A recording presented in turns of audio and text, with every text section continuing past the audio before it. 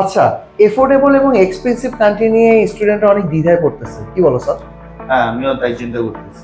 So আমাদের I think স্টুডেন্টকে একটা ইনফরমেশন দিয়ে এই কনফিউশনটা ক্লিয়ার করা উচিত। এটা যেতেই পারে। ওকে, সো আজকে আমাদের ভিডিওতে তোমরা এক্সপেন্সিভ এবং এফোর্ডেবল কান্ট্রি বলতে কি বুঝি আমরা সেই ব্যাপারে আমি ডিটেলস কথা বলবো, এবং এখান থেকে তোমরা তোমাদের ডেস্টিনেশন সিলেক্ট করার একটা প্রপার গাইডলাইন পেয়ে যাবে। সো আমাদের স্বাভাবিক অর্থে আমরা যারা অনার্স বা মাস্টার্স করতে বাইরে পড়তে যেতে যাই বা চেষ্টা করি, আমাদের ফান্ডিং থাকে আমাদের বাবা মাদের থেকে। সো আমাদের বাবা মারা যে ফান্ডিংগুলো দেয় তাদেরকেও চিন্তা করতে হয় যে কোন কান্ট্রিতে কেমন বাজেট রাখতে হবে এবং আমি সেখানে গিয়ে কীভাবে সার্ভাইভ করবো, সব কিছু মিলে মোটামুটি যেটা প্ল্যানিং, সেই প্ল্যানিংয়ের ক্ষেত্রে এই দুইটা ওয়ার্ড অনেকটা আমাদেরকে নিশ্চিত করে যে আমরা আমাদের অ্যাবিলিটির জায়গা থেকে কোথায় অ্যাপ্লাই করলে আমাদের জন্য অনেক ইজি হবে।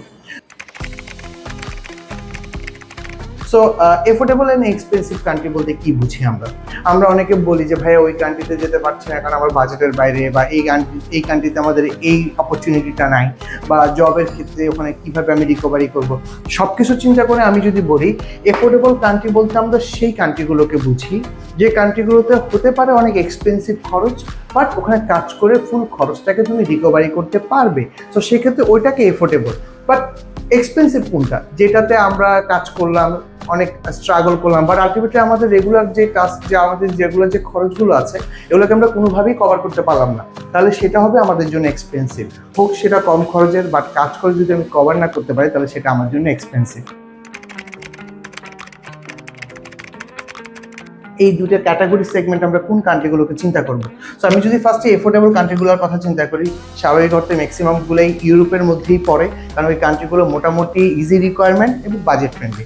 সো সেক্ষেত্রে আমরা ফিনল্যান্ড বলতে পারি, সুইডেন, ডেনমার্ক, অস্ট্রিয়া, হাঙ্গেরি এবং মাল্টা। এই কান্ট্রিগুলো মোটামুটিভাবে ওখানে গিয়ে একটা রিজনেবল প্রাইসের মধ্যে কাজ করে উঠিয়ে নেওয়া যায়, সেটা লিভিং অ্যাকোমোডেশন কস্ট বলি, বা পড়তে পড়তে আস্তে আস্তে একটু এক্সপিরিয়েন্স হয়ে গেলে আমাদের এডুকেশন কস্ট যেটা আছে সেটাকেও কভার করা পসিবল। বাট এক্সপেন্সিভ কান্ট্রি যেটা, যে হ্যাঁ সেটাতে আসলে আলটিমেটলি গিয়ে আমার ফ্যামিলি সাপোর্ট লাগবেই একবারে আমাদের স্টাডি শেষ করার আগ পর্যন্ত। সেই এক্সপেন্সিভ কান্ট্রিগুলোর মধ্যে আমরা যদি বলি ইউকে আছে, কানাডা আছে, অস্ট্রেলিয়া মোস্ট এক্সপেন্সিভ কান্ট্রি বাবা। সো আমি যদি বলি আরেকটা হচ্ছে ইউএসএ, এবং আরেকটা হচ্ছে আয়ারল্যান্ড। আয়ারল্যান্ডটা বেসিক্যালি ইউরোপের মধ্যেই পড়ে, তবে মোটামুটিভাবে একটু এক্সপেন্সিভ। সো এই দুইটা সেগমেন্ট ক্যাটাগরিতে আমাদের চিন্তা করতে হবে যে আমরা কোন কান্ট্রিতে যাব, আমাদের ফিউচার প্ল্যানকে, এবং সেটা আমাদের জন্য কোথায় কোথায় গিয়ে আমাদের হেল্প করবে। So thanks for your support and আজকে ভিডিওতে মোটামুটি এই টপিকগুলোই আমি বলতে চেয়েছিলাম, যেটা তোমাদেরকে তোমাদের ডিসিশন মেকিংয়ে হেল্প করবে। Thank you.